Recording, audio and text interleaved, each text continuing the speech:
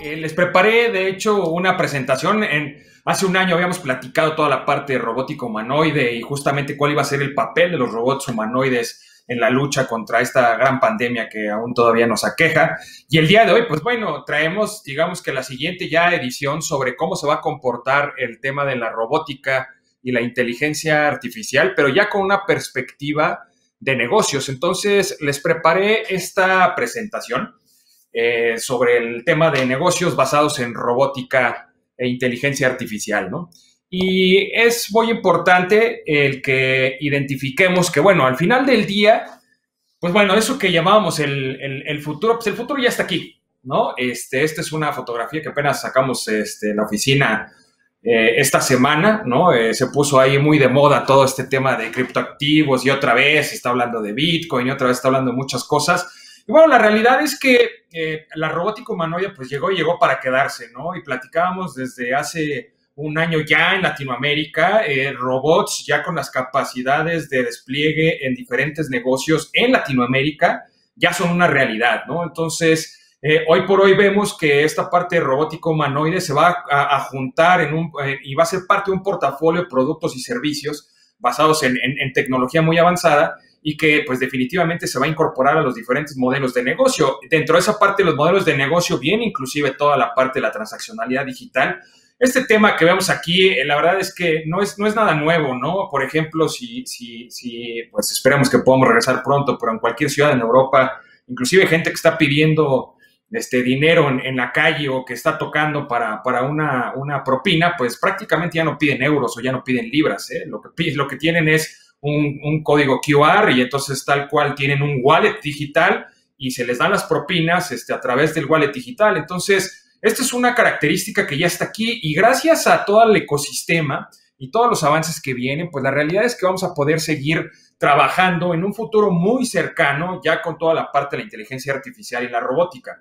Ahora, cuando hablamos de robótica y de inteligencia artificial, siempre nos dicen, ¿no? Oye, bueno, pero o sea, está bien, robots humanoides, pero ¿dónde se mueve esta parte de robots humanoides y cómo encajamos este tema de inteligencia artificial? Entonces, les preparé traje este slide que me interesó muchísimo, es del World Economic Forum, y lo que nos dice, a ver, bueno, principalmente ¿dónde nos estamos moviendo? En temas de inteligencia artificial, nos estamos moviendo en NLP, ¿no? En toda la parte de procesamiento de lenguaje natural, en la visión por computadora, en reconocimiento de patrones, también tiene mucho que ver con computer vision, pero ya con modelos matemáticos aplicados detrás, y con toda la parte del razonamiento y la optimización. Esto, curiosamente, y digo curiosamente, ¿no? Por mencionarlo, pero más bien por hacer evidente, el que la inteligencia artificial y que los robots es lo que principalmente utilizan. Los robots es lo que principalmente utilizan, ¿no? Para poder trabajar, ¿no? Toda esta parte de lenguaje, de procesamiento natural. Y es bien interesante porque vemos, hoy por hoy, por ejemplo, están muy de moda toda la parte de RPA, Robotic Process Automation. Si ustedes me preguntan, oye, Mauricio, ¿cuántos proyectos hacen de RPA al año? Uf, muchísimos, y ha sido exponencial. Yo creería que decimos, no, pues, no sé, hace 2 años hacías 1 o 2 proyectos al año. El año pasado hacíamos de 5 o 10 probablemente. En el 2021 tenemos un pipeline, por ejemplo, de 20 proyectos, ¿no? Entonces, la parte de RPA es solamente el tema principal porque nos estamos moviendo a lo que se llama el Narrow AI, ¿no? Donde ya vamos a poder estar justamente interactuando ya de manera más natural a través de voz, ¿no? Si hoy por hoy lo podemos hacer con muchos asistentes en nuestras casas, en las oficinas, pues imagínense hacia dónde vamos, ¿no? Prácticamente es lo mismo que vemos con los robots humanoides que tengo detrás de mí, ¿no? Y es prácticamente hacia donde nos estamos moviendo, es hacia toda la parte de aprendizaje, el que ya no tenga que ser precisamente supervisado, y de igual forma ya sobre temas, pues, donde los robots van a ser capaces de con el uso constante, con el estar captando datos de manera considerable, diferentes, imagínense diferentes robots trabajando en una misma oficina o en un mismo centro comercial, la cantidad de datos que pueden captar día a día, todos esos datos se van a ir pues, analítica, y de la parte de la analítica, pues bueno, van a salir muchísimas estrategias, ¿no? Entonces, la realidad es que por eso es que la robótica va a hacer posible que los modelos de inteligencia artificial se puedan capturar de una manera en la que nunca habíamos imaginado, ¿no? Me han preguntado mucho, oye, Mauricio, ¿cuáles son los algoritmos más utilizados? y me encontré con este autor, Murat Durmuz, es bien interesante. Me encontré que este compendio, ¿no? Si ustedes me preguntan, oye, pues bueno, la parte analítica de datos, a ver, en la parte analítica de datos, los negocios van a trabajar con dos roles muy, muy, muy independientes, pero que tienen que trabajar en conjunto, si no, no sale nada. Uno son los científicos de datos y dos son en la parte de la ingeniería de los datos, ¿ok?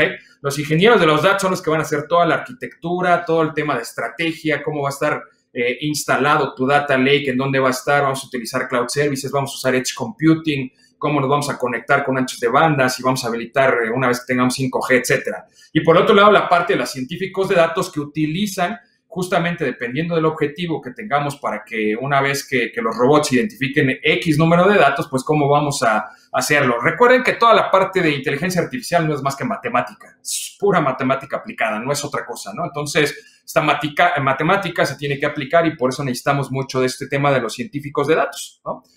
Por otro lado, entonces, pues bueno, la inteligencia artificial y la robótica, si lo ponemos ya en un contexto de manera general, ¿cómo aplican estas tecnologías? Pues la realidad es que se abre un sinfín y un gran ámbito de oportunidades, ¿no? Ahorita vamos a ver ya ejemplos más específicos que ya estamos utilizando en México y en Latinoamérica, pero aquí vemos algunos, ¿no? Desde toda la parte de cómo vamos a estar interactuando con los humanos, cómo vamos a estar actuando, cómo vamos a estar, digamos, pensando, ¿no? Dentro del robot con la parte de la inteligencia artificial.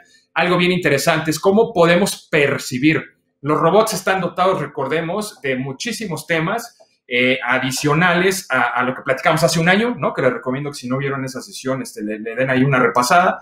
Pero dentro de esa parte viene mucho el tema de sensores. Hay sensores ultrasónicos, o sea, si bien hay LiDAR systems, etcétera, pues tenemos también muchos sensores de contacto para que al contacto con el robot, físicamente el robot humanoide haga algo, ¿no?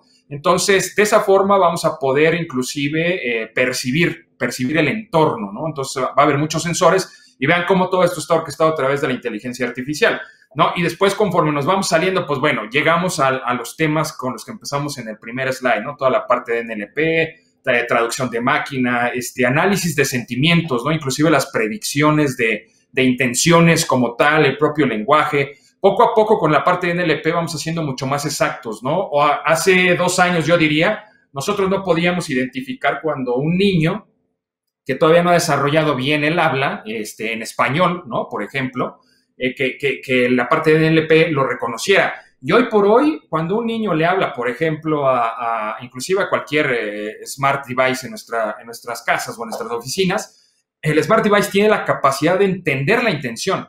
Y si no le entiende, corroborar la intención por voz para recibir un sí, sí es eso lo que te estoy preguntando y entonces contestar, ¿no? Entonces, la verdad es que tenemos un futuro muy, muy, muy excitante, bastante, bastante interesante y que creo que va a estar siendo parte esencial y la parte de la columna vertebral en las organizaciones. Y la realidad es que, bueno, pues hoy por hoy empezamos a identificar ya casos de éxito que se están incorporando, ¿no? En el día a día de las organizaciones. Esta es una presentación que hice en marzo del año pasado, justamente a principios de marzo, cuando todavía no entraba todo el tema del coronavirus, pero bueno, hablábamos por ejemplo, estábamos en una conferencia en el Hotel Hilton del centro, ¿no? Entonces era un lugar pues, lleno de personas y evidentemente, pues bueno, ahí el robot, tuve un keynote y entonces el robot estaba asistiéndome y apoyándome a entregar la conferencia, ¿no? Entonces vemos cómo, por ejemplo, robots humanoides de estas dimensiones, que es uno pequeño, ¿no?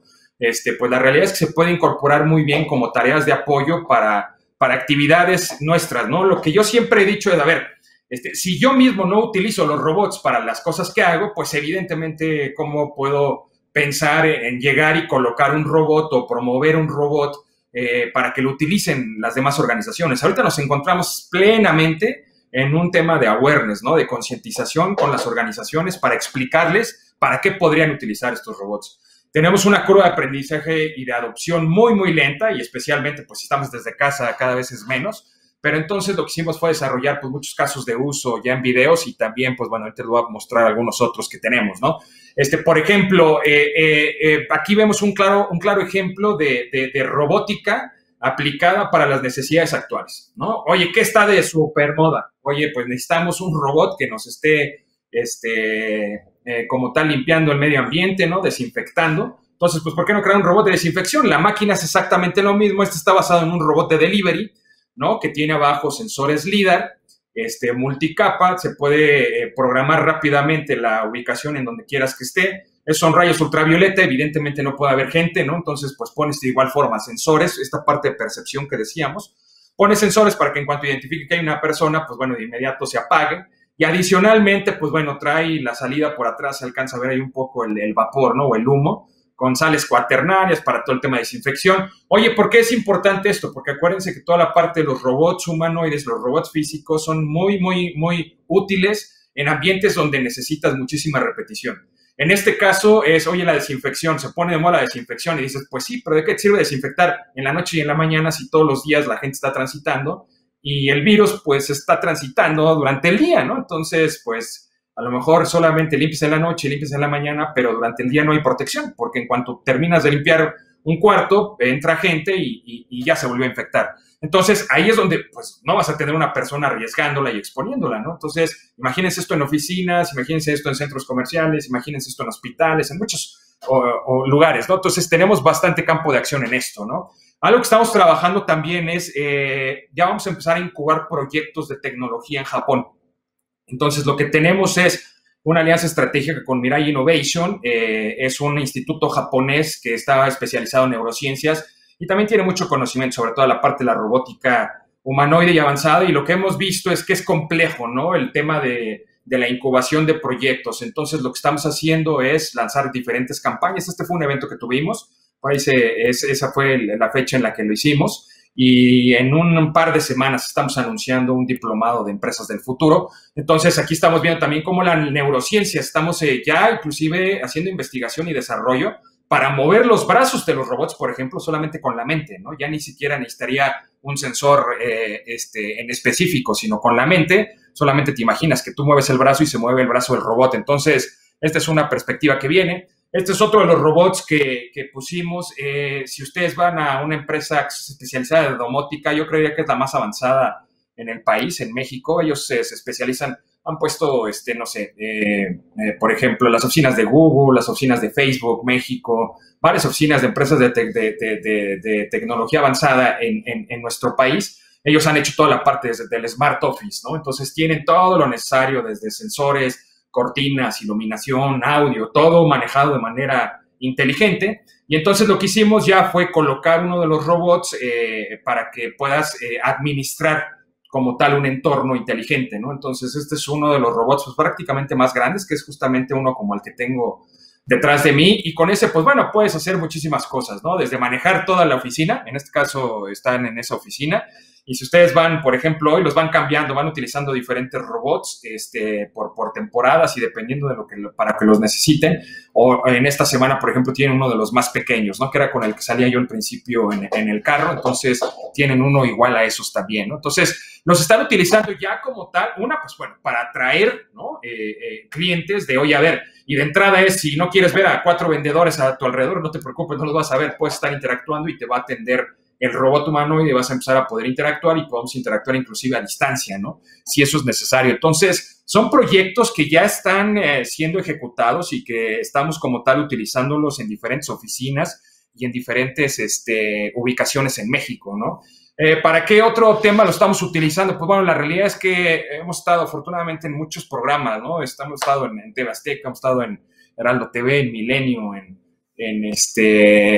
no sé, en cuántos foros de televisión. La verdad es que hemos estado en bastantes, afortunadamente, y siempre llama la atención. Y entonces, este es el tema que yo creo que vale mucho la pena, y agradezco mucho los foros como Talentland, porque realmente son foros que se preocupan por comunicar, ¿no? Por comunicar, por concientizar y por decir, oigan, a ver, o sea, nosotros ya tenemos esta tecnología en México, ya podemos hacer uso de ella, y echemos mano de ella, pues, para salir adelante, ¿no?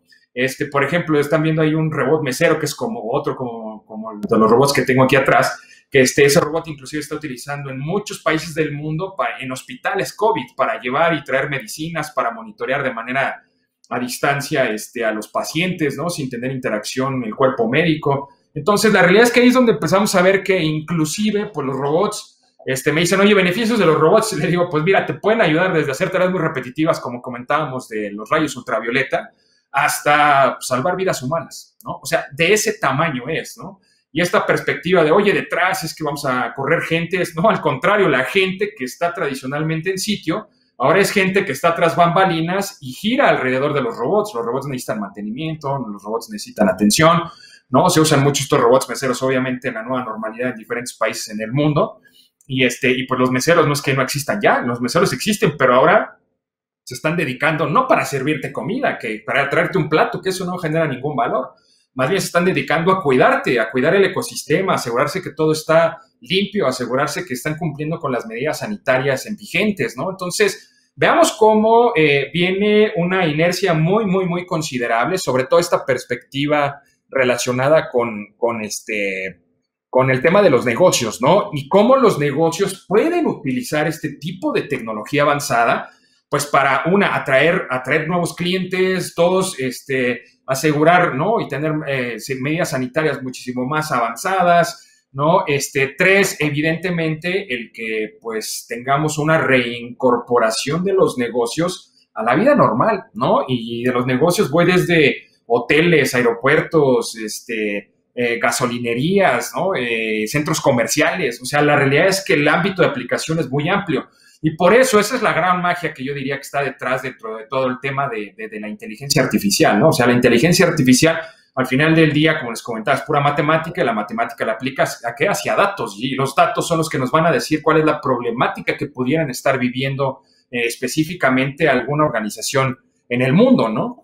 ¿Qué estamos haciendo como esfuerzos globales? La realidad es que, bueno, hoy por hoy trabajamos con muchos clústeres de inteligencia artificial y de robótica para el desarrollo de los propios robots. Hoy por hoy hemos tenido esfuerzos para configuraciones inclusive de robots en específico, con clústeres en Canadá, con clústeres en Emiratos Árabes Unidos, específicamente en Dubái, con clústeres en Shanghai.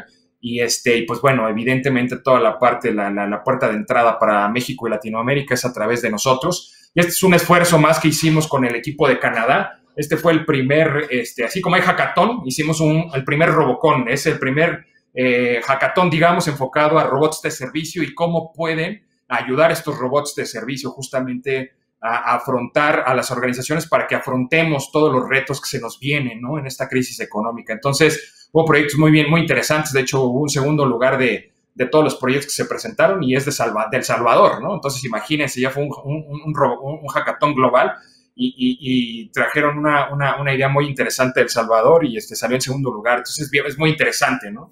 Lo que les comentaba ya, toda la parte de la perspectiva de los robots, ¿no? En donde los tenemos ya funcionando y en donde, pues bueno, están generando ya cierto valor y cierto retorno sobre la inversión, ¿no? Siempre hay una preocupación sobre esta parte de la inversión. Entonces tenemos siempre que preocuparnos bastante por este tipo de temas, ¿no? Yo siempre he dicho, el hardware es lo de menos, ¿eh? O sea, créanme que el hardware, de hecho, dependiendo de la problemática, una vez que identificamos la problemática, sobre eso se hace un mapeo a cuál es el robot adecuado, ¿no? Hemos identificado hasta el día de hoy 20 configuraciones diferentes con robots diferentes, ¿no? Carcasas diferentes, etcétera, ¿no? Lo que hemos visto es 1, 2, 3 modelos únicos, pues no van a funcionar, ¿no? Para solucionar este tipo de problemáticas. Entonces, vemos que una vez más, o sea, sí, la inteligencia artificial, la robótica la tenemos a nuestro alcance, sí. Sin embargo, todo siempre tiene que partir de una necesidad real, ¿no? De cuál es la problemática y sobre esa problemática identificarlo. Sí, no, es muy común. Hay muchos proyectos donde nos dicen, oye, tenemos que identificar qué tipo de robot, o yo quiero un robot para atraer más clientes, y ya que hacemos el análisis decimos, no, es que más bien, o sea, tú vas a obtener más beneficios a lo mejor con un robot lógico, ¿no? Como pudiera ser una parte de RPA. En el mundo de RPA, para los que no están muy familiarizados con Robotic Process Automation, pues digamos que en el lenguaje RPA, un robot de software es igual a una licencia, ¿no? Entonces, literal, lo que hacen esos robots de software es automatizar procesos desde una logueo a una computadora, hacer reportes, fusionar Excel, hacer analítica, hacer diferentes datos y después enviar los resultados ya en una gráfica final. Eso sí ya lo puede hacer hoy por hoy un robotcito, ¿no? Entonces, hay muchas veces que decimos no vale la pena invertir en un robot humanoide, sino más bien tendríamos que pensar, por ejemplo, en un robot lógico, ¿no? Y sobre esa perspectiva es en la que realmente se tiene que estar moviendo la industria, ¿no? Entonces, son temas bien interesantes y sí, nos apasiona mucho toda esta parte de los fierros, más en Ironland. Sin embargo, como siempre lo hemos dicho, ¿no? Fierro siempre hemos hecho, somos de hecho potencia mundial en las competencias de robótica y las olimpiadas internacionales, pero la clave no está en que seamos muy buenos conectando fierros, la clave está en que seamos buenos solucionando problemas reales. ¿Para qué? Para que una vez que se solucionen los problemas reales, realmente se tenga tracción en la adopción de la robótica y de la inteligencia artificial, ¿no? En modelos de inteligencia artificial, recuerden, y hoy platicaba en la mañana, tenía una sesión que di para Emiratos Árabes Unidos, bueno, más bien es un organismo en todo Arabia, entonces había gente de varias. Yo les decía, hablamos mucho de automatización, les decía, mucho cuidado con la automatización porque garbage in, garbage out, ¿no? Metemos basura, sale basura. Entonces, si los robots o la inteligencia artificial, nuestros modelitos están ahora diseñados para captar más rápidamente la misma basura y procesar basura, pues al final del día lo que voy a tener voy a tener más basura porque se está generando de manera más rápida cada una de esas iteraciones, ¿no? Entonces, es bien interesante ver, pues, hacia dónde vamos, ¿no? Este es un caso de uso que hicimos en un hospital al sur de la ciudad, un hospital privado, para asistir en toda la parte de una consulta médica, ¿no? Entonces, así como tenemos esto, hemos hecho muchísimos otros casos de uso. De hecho, también veían por ahí un carro autónomo en la primera lámina. Entonces, hemos hecho pruebas también con carros autónomos, cómo se comportan en las carreteras de México, cómo se comportan dentro de la Ciudad de México. Cada vez que tenemos un upgrade a toda esta parte de computer vision, etcétera, dentro del carro, pues lo salimos a probar, ¿no? Todos tenemos ahí esos casos de uso y también los diferentes casos de uso que vamos identificando, ¿no? En específico, los que van a ver en ese canal de YouTube, que es donde tengo todos los videos, vamos a ver muchos casos de uso de proyectos en México. Y pues bueno, de ahí también podrán ver algunas ligas de cómo se están utilizando los mismos robots en otros países, ¿no? En Medio Oriente, en Europa, en Estados Unidos, en Canadá, por supuesto en Asia, que bueno, esas personas, pues ya saben ustedes que son expertas, ¿no? Para todos esos temas. Entonces, estos son algunos de los robots que tenemos. Ha sido difícil juntar a todos más en estas condiciones. Entonces, cuando vamos teniendo unos otros, vamos a tratar de sacarles foto porque la gran mayoría están trabajando como debe ser, que trabajen ellos por uno y nosotros no nos arriesgamos. Y pues bueno, no me queda más que agradecerles por el tiempo, por estar en esta sesión. Aquí están mis datos, aquí está mi correo electrónico. Por favor, cualquier duda, pregunta, comentario al respecto, por mínima que sea, por favor avísenme y con muchísimo gusto los contestamos. Dani, muchísimas gracias por la invitación.